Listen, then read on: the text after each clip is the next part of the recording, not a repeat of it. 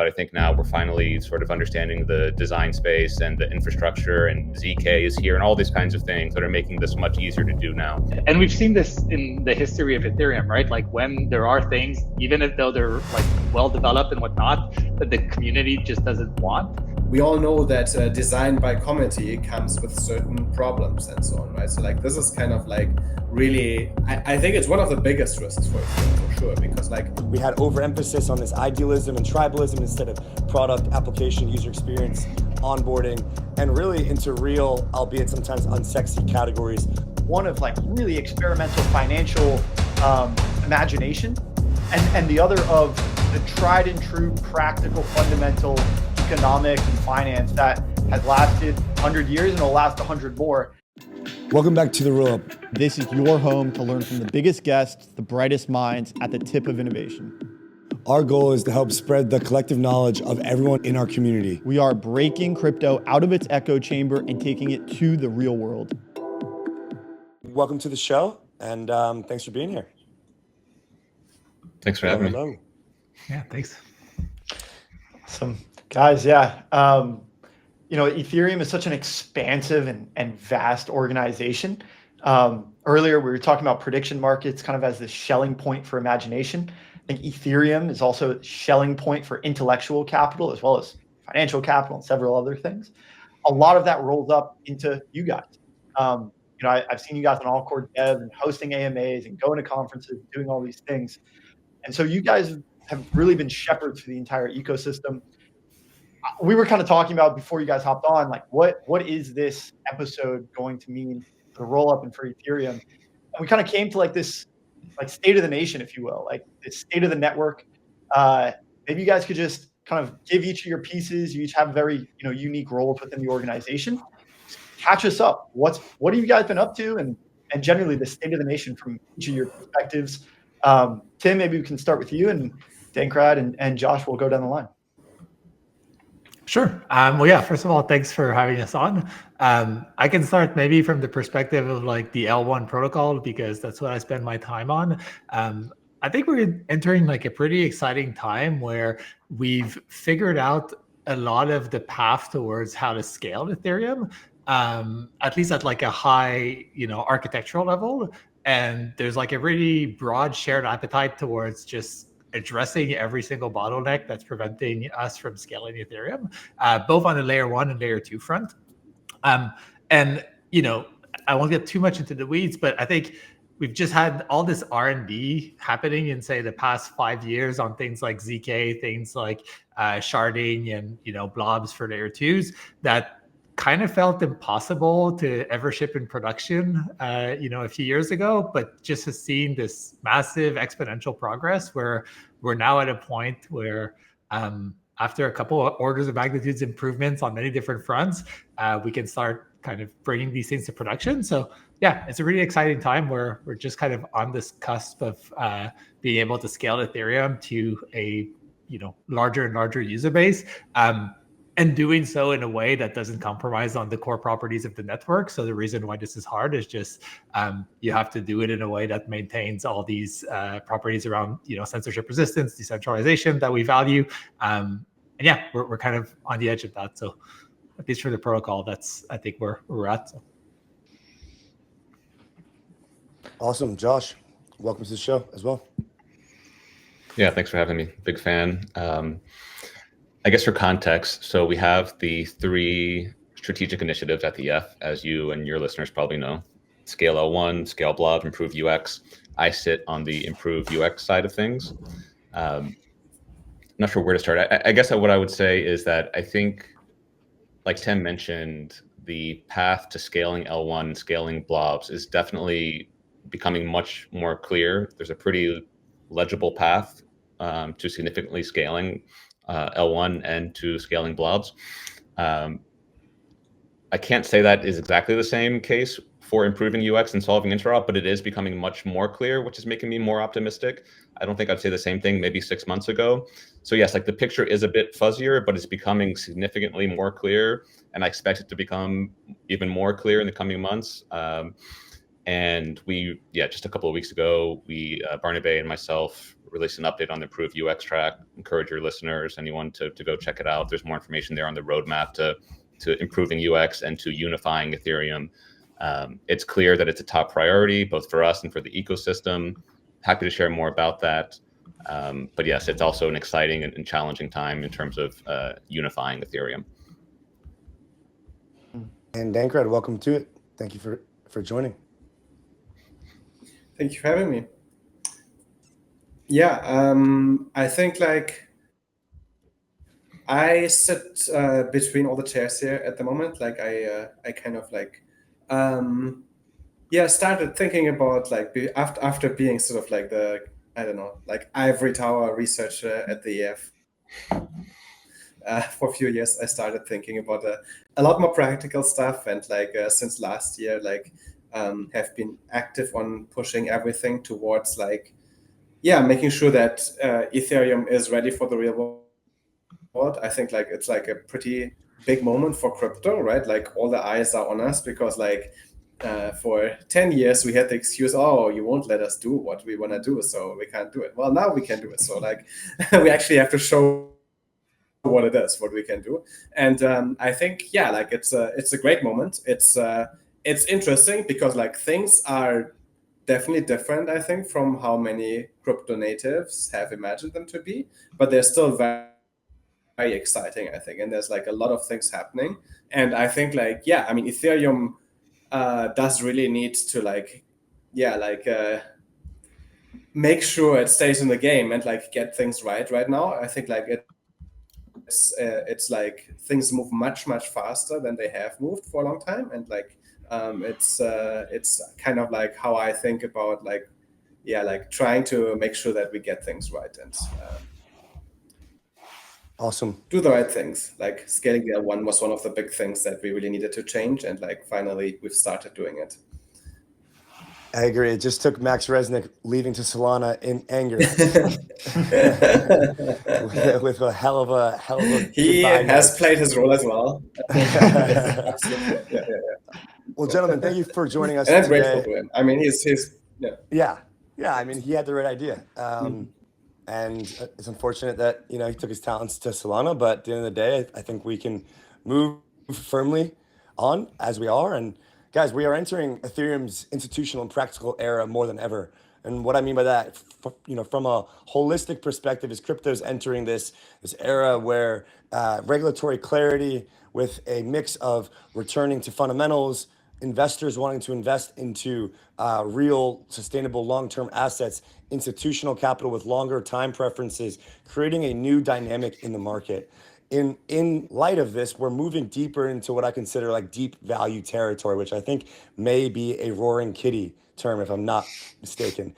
So we're moving away from some, fugazi decentralization, doing DAOs or doing different types of structures for the sake of them. Not there's anything wrong with DAOs. They're still amazing structures, but we had to do these things in the past. We had overemphasis on this idealism and tribalism instead of product, application, user experience, onboarding, and really into real, albeit sometimes unsexy categories of moving the entire world's finances on chain. It's extremely bullish development for the space as a whole, equally so for Ethereum, the number 2 crypto asset, the number 1 smart contract platform. I'm curious, guys, from each of you to kick off, in this new practical era, understanding this context, what is the vision for Ethereum in this era from a tech perspective? Let's kind of start to understand what we want Ethereum to be and kind of align on that, and then we can hammer in on how we get there. So Dankrad, I'll start with you, and then let's go down the line, guys.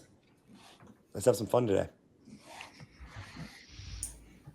Well, many things. I think like one of the things we realized is like we need to refocus on Ethereum, the chain. It's come a little bit short in the last few years. It was all about L2s and everything, which are great. Like they were great Ethereum innovation, but like I think like Ethereum L1 still has a huge role to play in this world, and like it's one of the things that we should focus on. And then like we have the other 2 areas. I think like Josh will tell more about the UX part, but I think like on the scale L1 and blobs part, like we're at this great point in time where actually in a way I don't even want to call myself a researcher anymore, because like actually the research is kind of like figured out more or less. There's no deep academic research here to be done. It's like execution now, and like we just really need to do it. We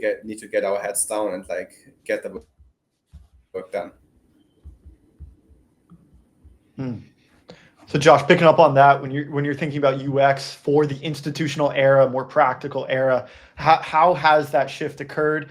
Putting the research aside, now putting your execution hat on, give us a before and after picture of where we were and where we're getting to.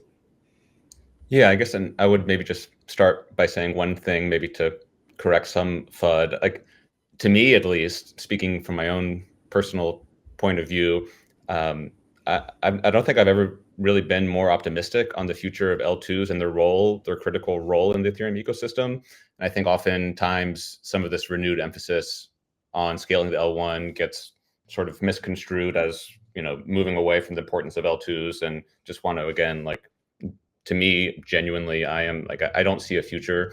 I don't see us getting to where we want to be without L2s playing a huge role here.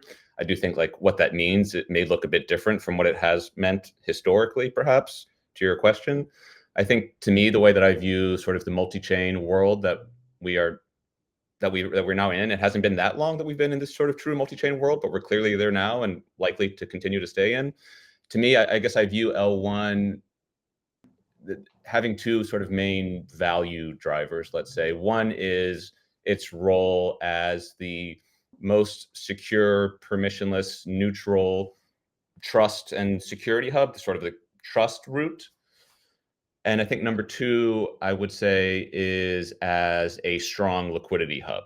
And I think this is where some of these three strategic initiatives are, coming from. It helps to reinforce this liquidity hub. And that doesn't mean that, yes, there's the world that we're going to.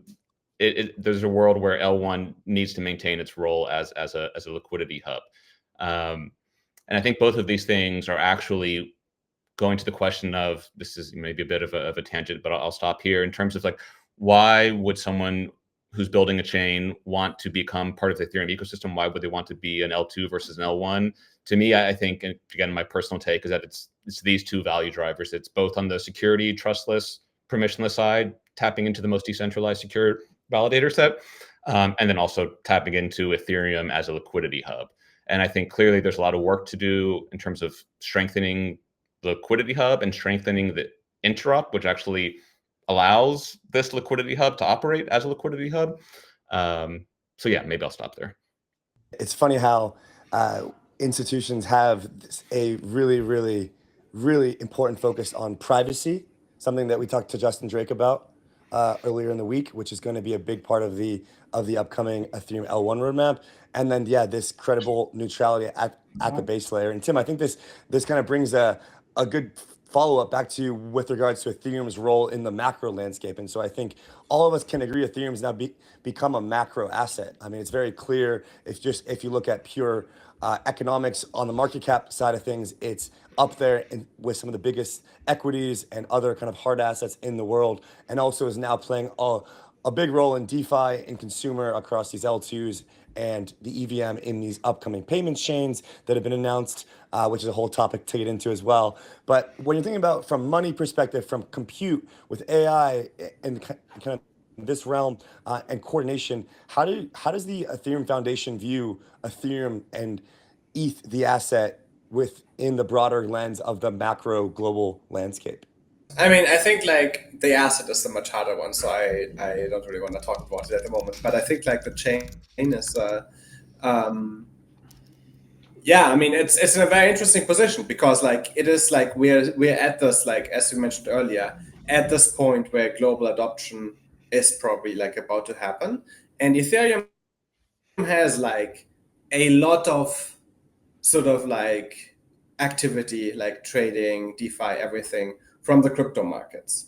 And that doesn't automatically translate into like being successful in this next step.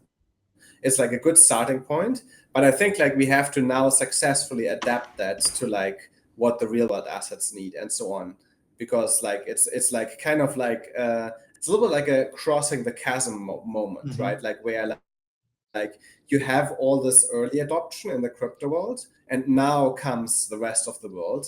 And like, this is going to be very quick. Like, this is going to be very sudden. Like, it's going to be like nothing and then everything. And like, it's kind of like, I do think that the Ethereum chain has some unique advantages in terms of the trust it has, in terms of like the maturity of the EVM technology.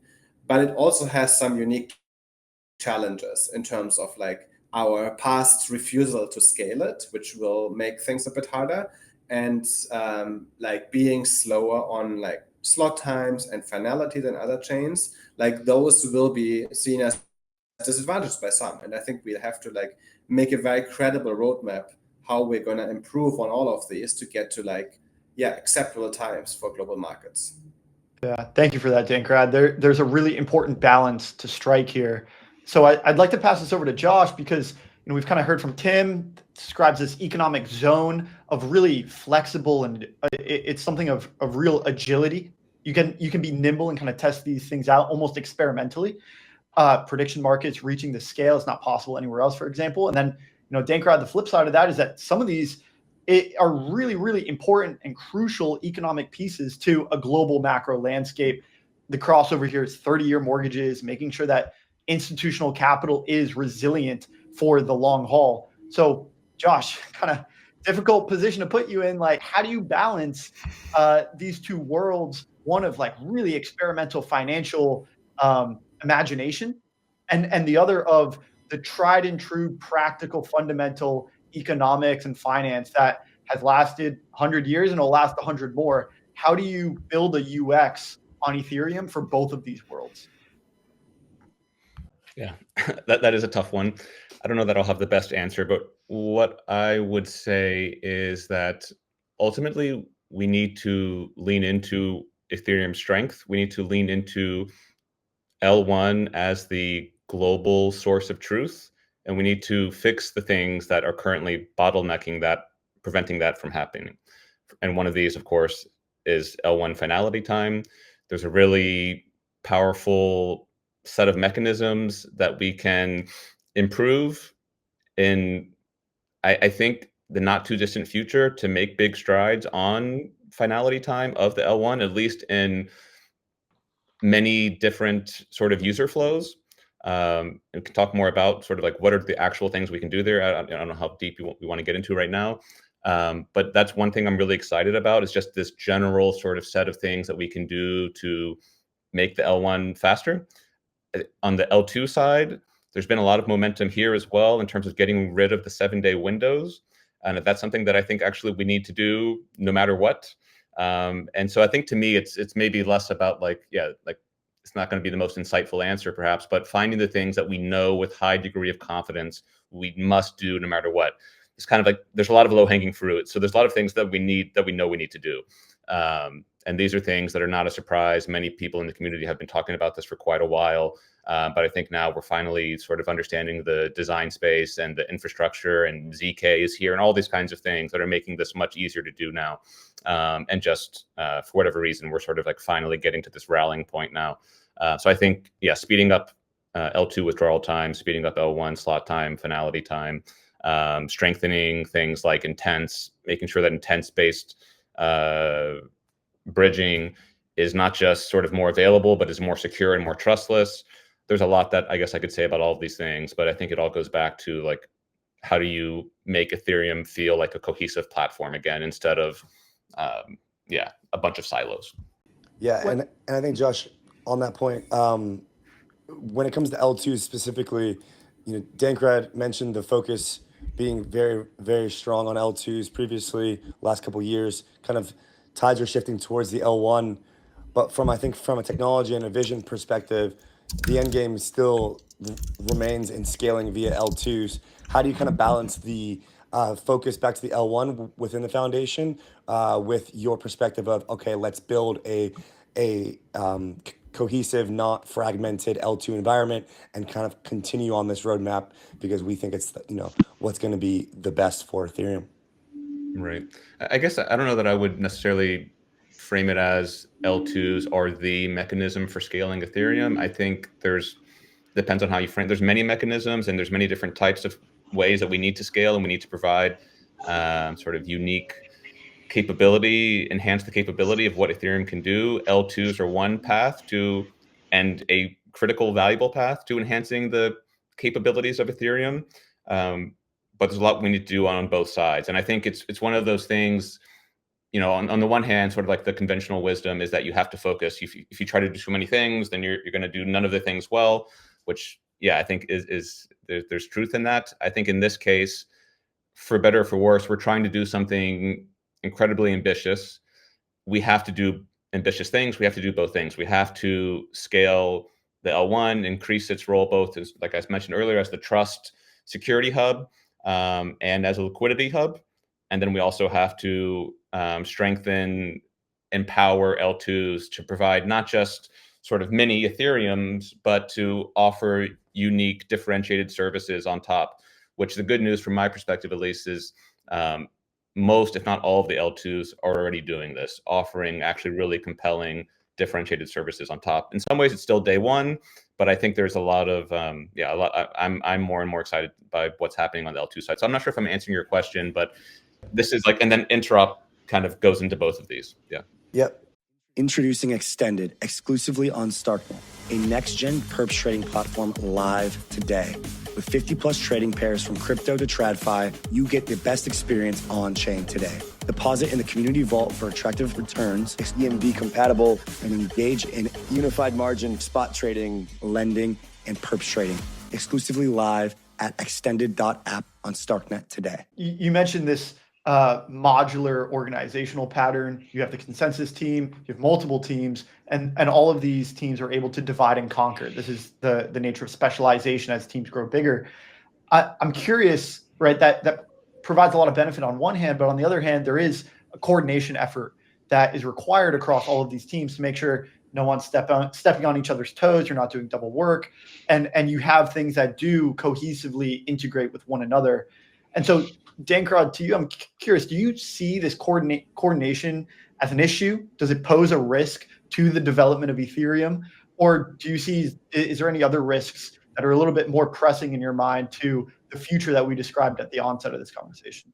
I think coordination, yes. Like, so there is an extra challenge in Ethereum, like having this multi-client architecture with additionally the client teams being external. So like there's no direct command authority or anything like that. So essentially, like there are all these developers out there who try to together come to a consensus on what to build next. And we're trying to like really like direct this and give them like the best inputs and try to like give them direction. But it's definitely like, yeah, there are many different opinions. And like, even if like, yeah, I mean, obviously like everyone is working with the best intentions, like we all know that design by committee comes with certain problems and so on, right? So like this is kind of like really, I think it's one of the biggest risks for Ethereum for sure, because like we simply currently don't have the ability to like ship features with the same like kind of coherence and direction as like someone who builds this as a company. And like I think like we need to do our best to do it anyway. Like I think like we're working very hard on this and we have seen like definitely a number of improvements. I think like we need to do a lot more. I think like right now it is getting to a point like where, yeah, we need to like push even stronger than we have so far to like get this faster and get into like the best direction. And Josh, I think you wanted to chime in there on Tim's point as well, kind of along the similar train of thought with regards to the multiple pieces happening at once, and as kind of Dankrad has described here. Yeah, I guess I was just going to add that, yeah, I agree with Tim, and I think that we can do many things. We haven't always been as successful as we would like. I think our muscles are getting stronger there, both on the coordination side and just on pure execution side. And I think the answer is that there is no other like path forward. Like the path forward to this ambitious thing is to do both. And on the plus side, I think like the coordination is both a challenge and an opportunity. It's sort of like our unique strength and the challenge that we have to overcome. The good news again is that like it's not, yes, like the EF plays a role on coordination, on shepherding, on doing these things. But there are many other important players outside of the EF that also have a huge role to play here. And so I think that's one thing that allows us to do these things. We have, whether it's wallets, app layer, L2 teams, any of the ZK EVM teams, there's a lot of talented people in the Ethereum ecosystem that are going to play a big role. Josh, I'd love to double click on that because you brought up ZK a couple of times. We're big fans of ZK too. This is part of the research that the casino has funded, and now we've made a lot of discoveries. And so when we're thinking about the end game and we're thinking about how L2s are going to coordinate with L1 to bring a lot of these teams and a lot of these use cases together, how is ZK going to help us accomplish this? And how does ZK change UX for the better, thinking out, in kind of the near to medium term? Yeah, I think there's a lot of maybe only sort of like like medium informed optimism around ZK, or maybe like hopeful thinking that ZK is going to come in and solve all of our problems. I'm partially in this camp of like I'm really like I'm the, maybe in this panel at least, sort of the least qualified person to give a super informed opinion on like I don't come from a cryptography background, a ZK background. Justin, Dankrad, others will give you a much more informed opinion here, and maybe Dankrad will give you the more sober opinion. Yeah, maybe we'll get Dankrad to come in after you. But yes, I don't think I would add much apart from like the progress that we've seen has clearly surpassed what most thought would be possible a year ago. And that I think there's a lot of, even like the most sober sort of perspective would say that there's a lot of opportunity for this technology to help both on the scaling side and on the interop side. Awesome. Dankrad, could you maybe fill in the gaps here? Give us, clear up some of the misconceptions that we all have around ZK.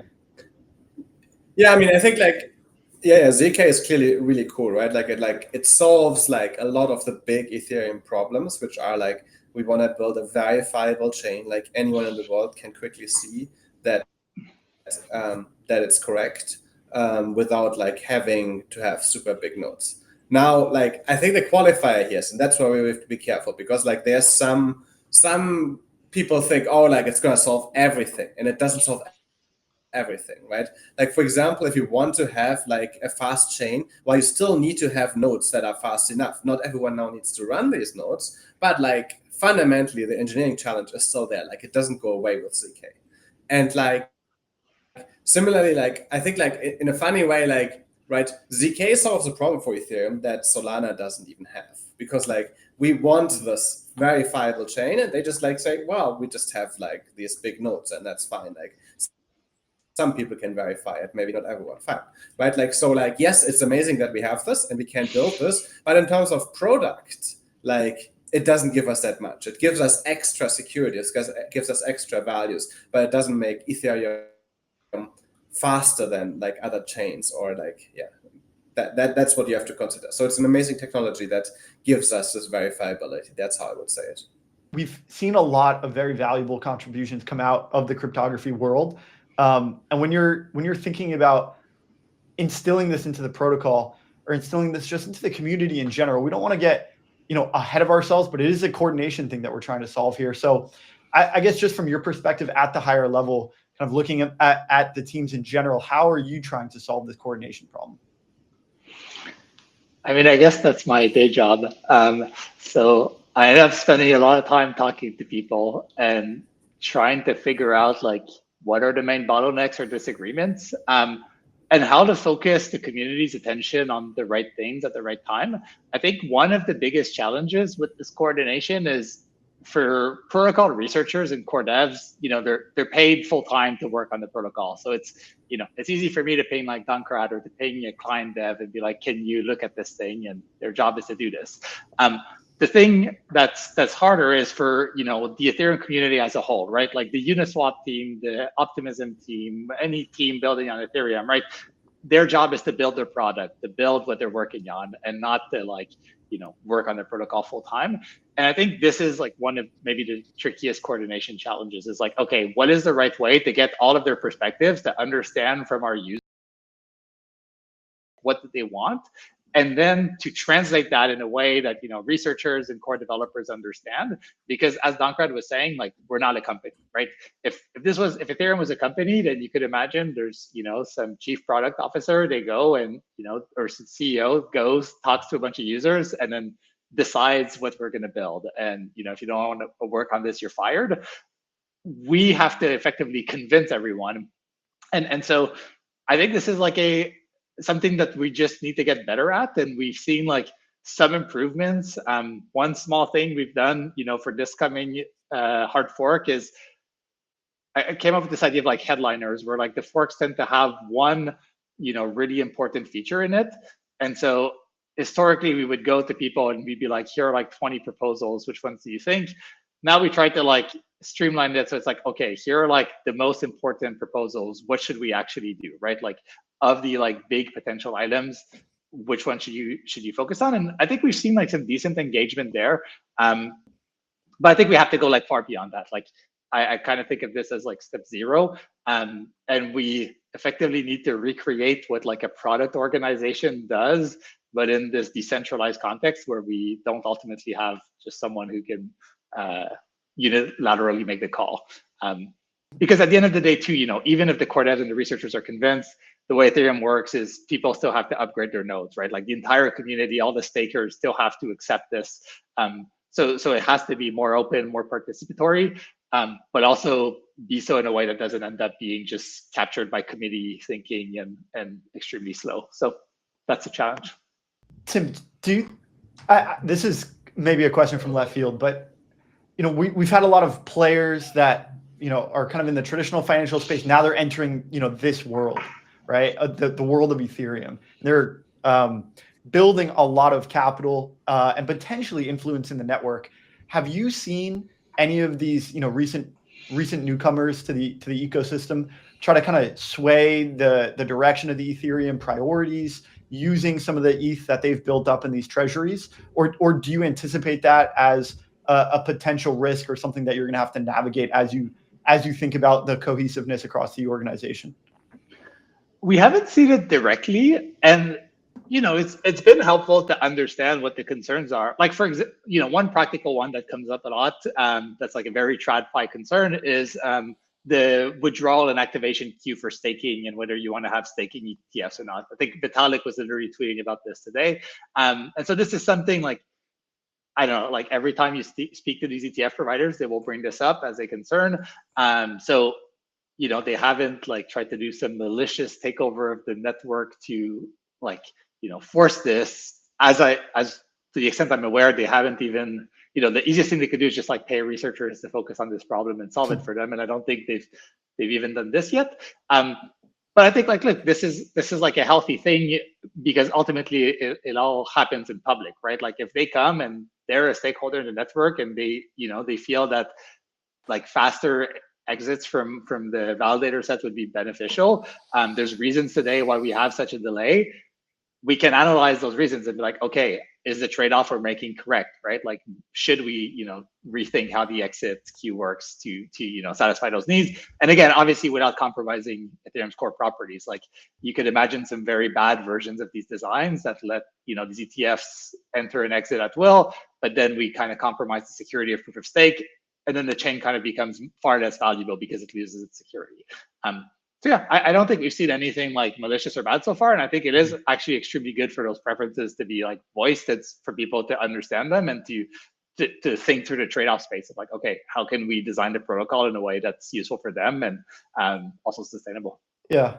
I think this builds on Ethereum's neutrality in general. It's sort of like, okay, how do you maintain neutrality but also take a consensus of opinions and incorporate them into the protocol?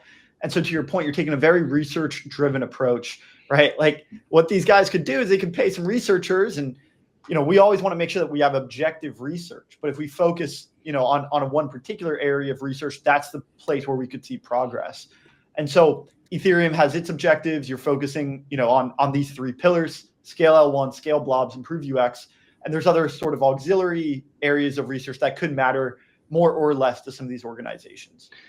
Yeah, and I think also it's worth noting on these three pillars, like they didn't come out of thin air, right? They come out of talking with the community and understanding what people want. And Tomasz, who leads the foundation now, effectively, that was the first thing he did when he took the job. He spent like a month or two talking to everyone at the EF, everyone in the ecosystem, people outside of crypto, people who hate Ethereum, and to try and distill like, okay, what do people want out of Ethereum?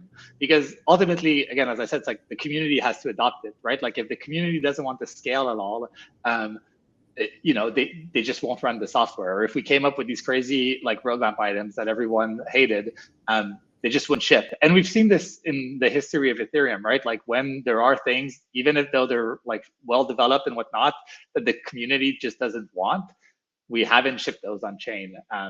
So I think like, yeah, we have these priorities now, but it's worth highlighting like they are the result of like at least trying to sample the community and what they want, and we can keep getting better at that process. Yeah, Right. I think that kind of brings us to a good question here and a good kind of thought around what the priorities are in this era. And Dankrad, I think I want to bring this to you from the protocol perspective, right? We're thinking about Ethereum's maturation, right? And we've just talked about the coordination amongst the different teams as well as the priorities in the lens of this kind of institutional context and in this kind of maturation phase. What are the core priorities, right? Obviously, we have the three pillars, but what would you say are the non-negotiables going forward into this era? And I asked Justin this, and I'm super curious to see how his answer aligns with yours. What does Ethereum need to focus on in the immediate term to basically get us to where we need to be? What matters most? It has to be clear, right? Like one or so. It doesn't mean we're like saying, oh yeah, like let's give up on everything else. We're just becoming like whatever other fast chain now, right?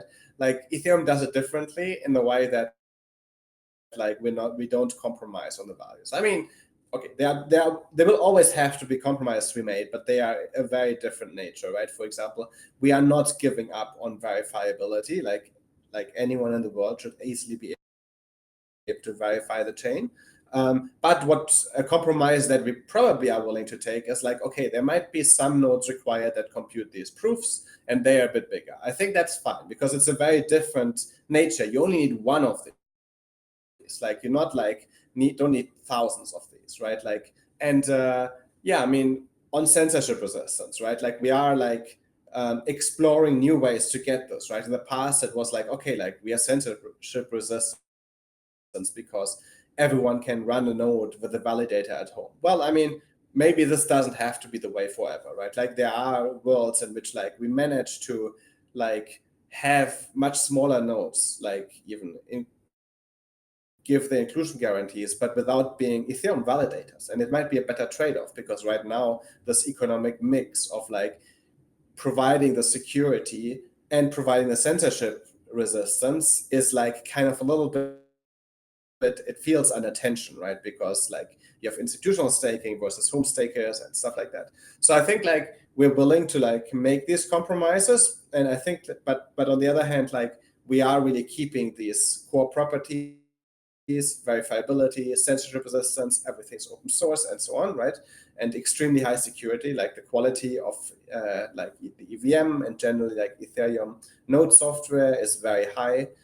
So like these we will not change, like we will do everything to keep this, but we need now really to focus on Ethereum as a product at the same time. And I think that's like the part that was a little bit like not as much of a focus in the past. We thought, oh, these properties, they are our product. Well, they're not the product, right? Like they're properties of your product that you need to keep. They make it more valuable, but we need to make sure that like what you do on the chain, that is really good, like that you can actually generate the value by like doing that. And I think like on a lot of these domains, like Ethereum has a lot to offer, and like we now need to add all the things that it doesn't offer at the highest level yet. I'd be remiss to not ask this as a follow-up to that, which is you have kind of laid out kind of where you see the most important priorities laying.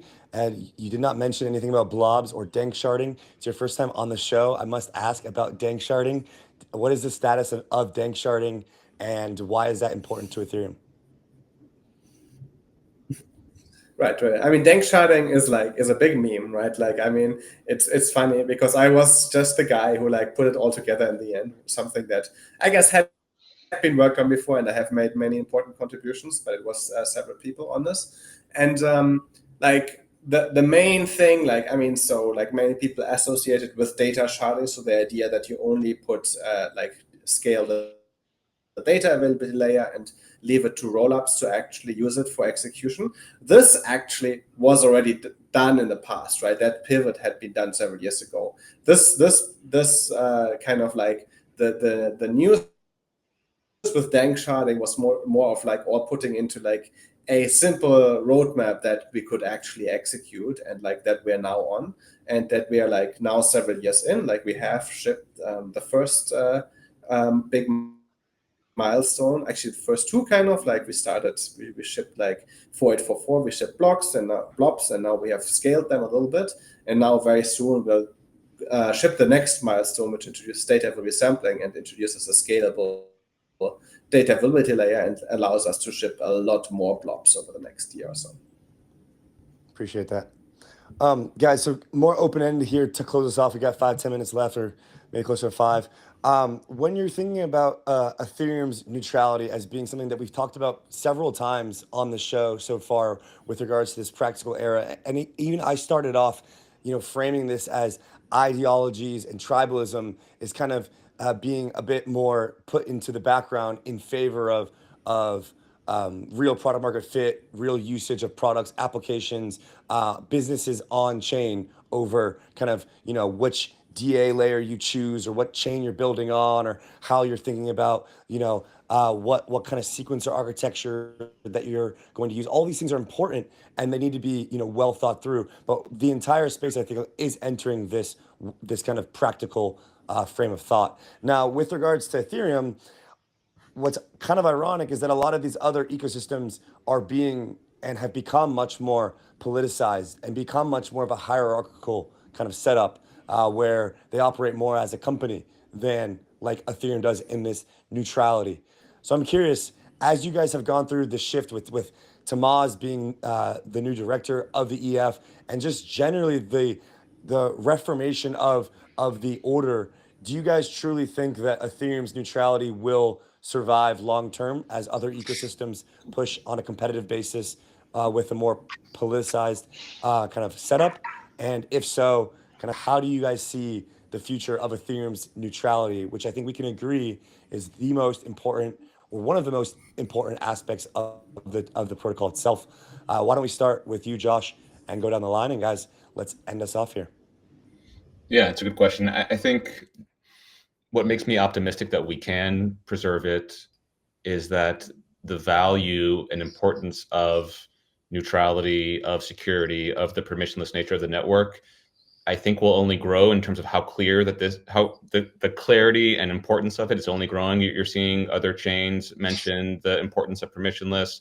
I think this is something that as the number of chains scale and grow, it'll become more and more clear that this is not just a nice to have, but a sort of non-negotiable, and that Ethereum is uniquely positioned, at least today, to maintain its role as this permissionless hub. Those are the things that make me optimistic. And I think, yes, both like Tomasz, Xiaowei, many others at the EF have done a terrific job at sort of making sure that we continue to not just preserve those, but to strengthen those properties of the chain. Awesome. Tim? Yeah, I guess my view there would be that neutrality is something that compounds in a way. Like you kind of need it at the start, and it's very hard to add after, because if you start with something neutral, you get into this frame of mind of like you have to compromise and get the consensus to improve the chain, and this is what Ethereum has done. And over time, there's just more and more people with different opinions, different viewpoints and whatnot that need to agree ultimately to improve this thing. And that process kind of biases towards neutrality, because if we push an upgrade that like the EF wants and the entire world hates, then it won't happen. And if, whatever, TradFi tries to push something that the community hates, it won't happen either. So I think Ethereum just effectively is, I don't know, it's almost like this path-dependent thing where we started with this maybe higher cost, and we still pay higher coordination costs to maintain this neutrality. But as more people come, as there's more stakeholders involved, you almost get it by default to the extent that you're able to keep those people in. So yeah, I'm pretty excited about that. Like, I think it's more a question of like, okay, how do we channel this energy rather than can we fundamentally lose this? Because I think we're at a spot where we've built the checks and balances, and now we just need to like execute. Awesome. Dankrad, anything to add on neutrality? Yeah, I mean, I think like I do think Ethereum has it. Like, it's like a very important component, like this geographic neutrality and not like being dependent on one company. I think like there are many ways in which you can improve things that actually don't compromise on this. Like, I think like, for example, Tim spoke of checks and balances, and I think like we have the most important check and balance in place, which is the Ethereum like community that runs nodes and like is like makes an independent decision to make an upgrade. And so even if like there's like a process that like say is directed in some way, there's always this kind of like last resort of like, well, if you really disagree, then like we can stop at that point. And so I do think that like we can play more with the balance between those two, and I would like to like do that more, to like be like, well, like the actual process of like deciding on the upgrades can actually have like much stronger direction and doesn't have to be like the super neutral. I think of it maybe a little bit like a state or something, right? There's different organs where the executive is very centralized, and it's acceptable because you do have other parts of the state that act as a check on that. And I think like long term we should try to move more in that direction, and I think we'll be stronger. Are you a Donald Trump fan as well? Is that what we're hearing? No, certainly not, I would assume. Guys, real quick, I know we're running out of time, but DevConnect coming up in about a month and a half. What are we most excited for? Tacos for me. Tacos and BA? Anyone? Ethereum World Fair? I don't know. I'm pretty stoked for DevConnect. I've never been to Argentina. Yeah, I think just having everybody in Buenos Aires, having all the application builders, that'll be great. And Visaka. Okay. I think, yeah, the week being centered around like stuff that's built on Ethereum and how we grow the community, I think will be super cool. And yeah, it'll be unique in terms of the scale. And also Argentina being somewhere where just crypto is used extensively already, and there's like a really strong appetite by people there to like integrate this into their lives, or share how they're already doing this, or how they're already doing this. Yeah, that's super exciting. I agree. Yeah. I think it's awesome to have these types of conferences in places where you really see the real material use of the technology for a greater good, economic, social, etc. Josh, Tim, Dankrad, appreciate your time. Three-headed beast at the EF, doing great work. We really appreciate it deep down from the Ethereum community as ETH holders, as longtime users, as part of the social layer. Thank you for your time. Look forward to hanging out in Argentina if you'll be there, and happy to have you guys on whenever you like to give updates periodically. I think that the community really enjoys it, so appreciate it.